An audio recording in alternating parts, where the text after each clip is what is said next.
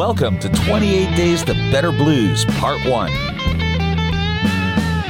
This video is the first in a 4-part series that I call 28 Days to Better Blues. If you can spare just 20 minutes to watch these 4 5-minute videos and then take only 5 minutes a day practicing these techniques, I guarantee that you will see a big difference in your blues playing by the end of the 28 days.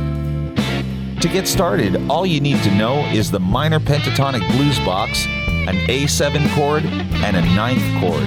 And you'll be able to apply these tips pretty much immediately. If you know more than just one position of the minor pentatonic scale, well then great, you can apply these techniques anywhere on the fretboard. To make your life easy, I've made the musical backing tracks and all the diagrams available for free download to help you reference while you're practicing. You can find the links to these downloads in the description below the video. So now that we've got that out of the way, let's get on to our first tip. I like to call this one the half slide.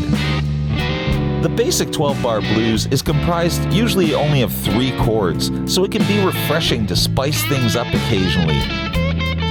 This first tip is so easy that once you know it, you'll never forget it.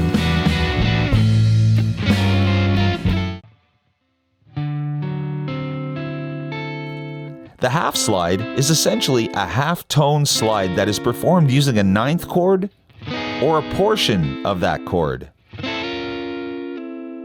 The half slide can be done ascending or descending, going up or down.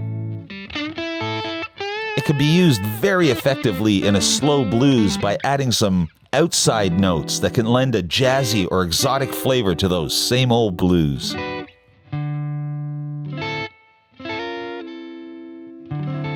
We've all heard this sort of thing before, and the most common instance of it comes right at the end of the turnaround, which is at the end of the 12-bar blues progression.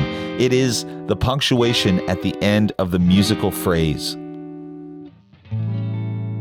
And we don't have to only use this trick by sliding a block of notes around. We can also use this in a series of notes. We can arpeggiate this slide and make it a really cool melodic hook.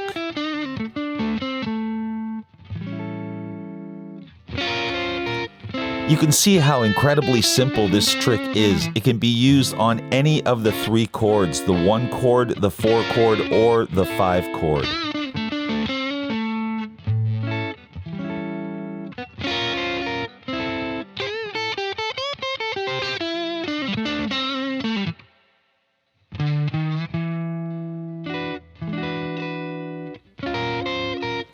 So there you have it, folks. It is no more complicated than that. Just take your 9th chord and slide it up or down a semitone into any of the 3 chords, or use it as an arpeggiated melodic snippet anytime in the progression that you see fit, and you will see that you will add new colors, new textures, and new variety to those same old blues.